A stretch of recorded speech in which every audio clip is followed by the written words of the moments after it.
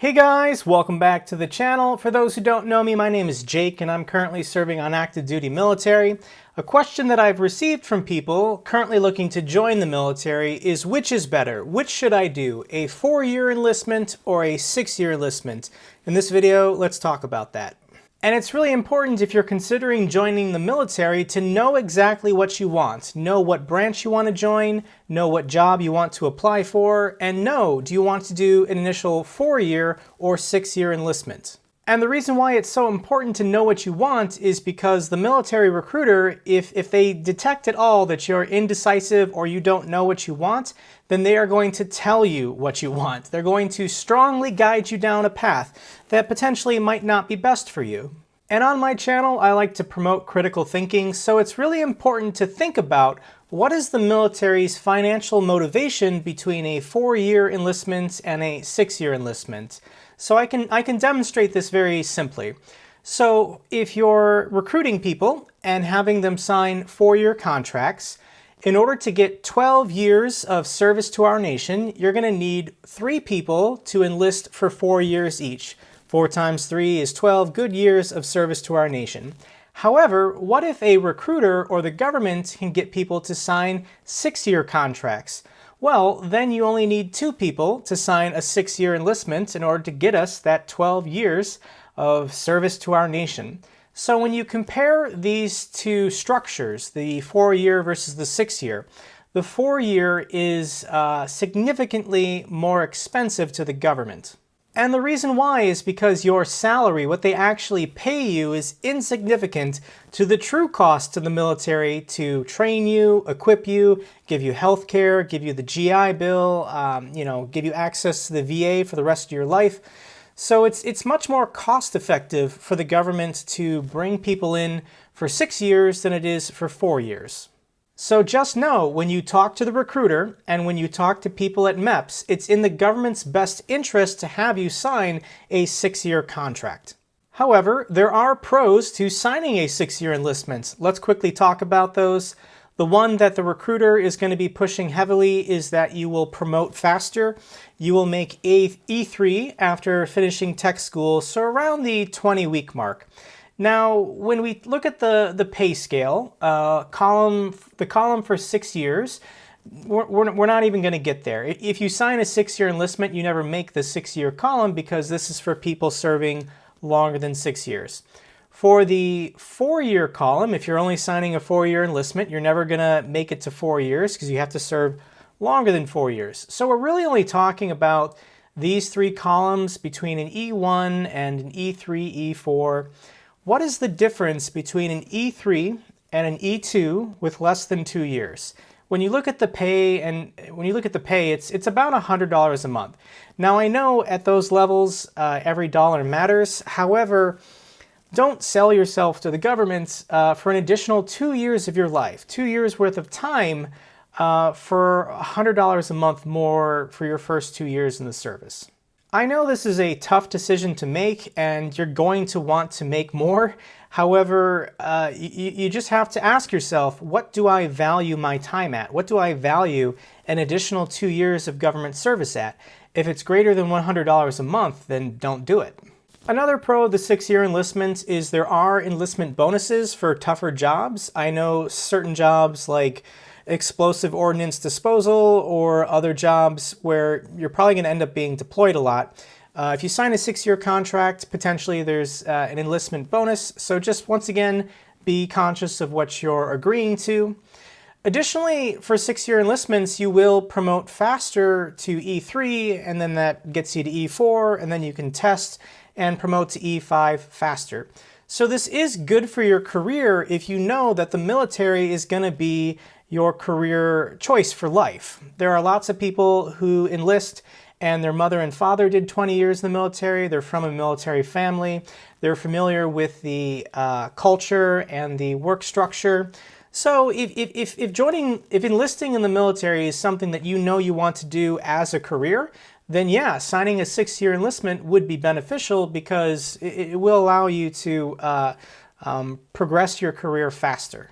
Another benefit of the 6-year enlistment is it gives you more time to use tuition assistance. It varies from branch to branch, but in the Air Force, you can get $250 per credit to take undergraduate classes, either at a local community college or online. If you enlist for 4 years, you're probably not going to be able to finish a bachelor's. You might, but enlisting for 6 years gives you 2 additional years to use TA in order to get most of your bachelor's done, if not all of it. And then the final pro of a 6-year enlistment is you have job security. You have a job, you're earning an income for an additional 2 years, you have health care for an additional 2 years. This is something you're going to have to do and find once you get out of the military, so an extra 2 years of receiving a paycheck is pretty nice. But what are the cons of serving a 6-year enlistment? Well, what if you hate the military or you hate your job? You're now trapped in this lifestyle and this job for 2 years longer than you needed to be. Between the two expressions, I wish I had signed a 4-year contract from a 6-year person versus I wish I signed a 6-year contract from a 4-year person, one of these expressions doesn't exist. I've never heard this. I've never heard a person who signed a 4-year enlistment say, man, I wish I had signed a 6. Once you hit that 2 or 3 year mark, if it's a 4-year enlistment, you can always stay in. If it's a 6-year enlistment, there are lots of people who wish they could get out after 4. Another con of the 6-year enlistment is you're more likely to do 20 years. Now, what do I mean by this? Well, you need to do 20 years in order to collect the military pension. And if you just do 4 years of a 20-year commitment to get the pension, that's only 20%. That's not that significant. However, if you do a 6-year enlistment, now you're 30% of the way there. For people in the military, the closer they get to 20, the more they just say, well, I might as well just stay in until I hit 20 and then get the pension. Why is this a con? Well, it's a con because maybe the military is not what you want to do with your life. Yes, you don't mind the lifestyle, you don't mind your job, but maybe it's not your true calling. By keeping you in for 6 and getting you closer to that 20, I think there are lots of people who maybe want to go to law school or go to med school or start a business who said, F it, I'll just stay in the military until 20 because it's good salary and good benefits. I might as well just do 20. It's a con because you're not doing what you truly wanted to do. The military is finding ways to keep you in. What are the pros of the 4-year enlistment? Well, you can always re-enlist or extend. If you're good at your job and the military likes you, they will almost always, 99% of the time, let you extend an additional 2 years. So if you want to do 6, you can do 6. You can sign a 4-year enlistment and extend 2. Additionally, you can just re-enlist, do an extra 4, that will get you to a total of 8. And the biggest pro to the 4-year enlistment, I would argue, is you've already earned the GI Bill, you've already earned the VA loan benefit, and you've already earned the status of veteran for life. And let's think about the GI Bill as an example. There's 2 versions, the Montgomery and the post 9/11. For the Montgomery, it's a fixed benefit of about $77,000. The better version is the post 9/11 GI Bill if you use it after getting out of the service, because you can collect the E5 dependent rate for BAH up to 36 months. So as an example, let's say you go to a state school like the University of Wisconsin-Madison, tuition is $12,000 a year, you get a book allowance of $1,000 a year, and then the E5 dependent rate is $1,524, so you can use this benefit for 36 months.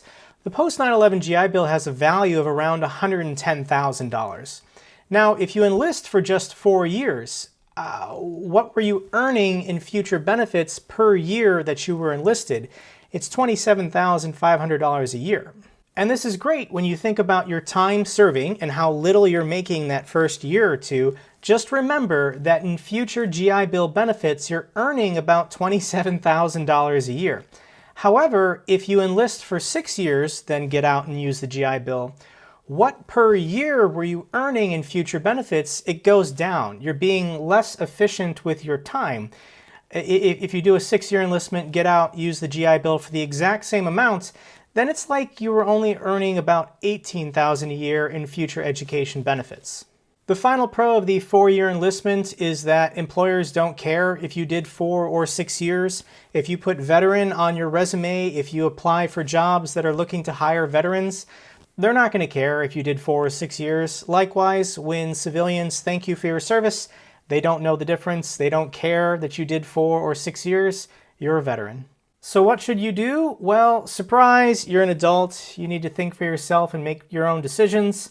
It's a big decision that a lot of young people have to make, the 4 or the 6. I hope you learned something in this video to help you make that decision.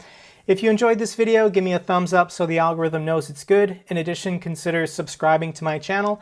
I talk a lot about finance and investing issues and sometimes military topics. If you have any comments or questions, leave me one down below. I'll try to help you if I can. And until the next video, take care.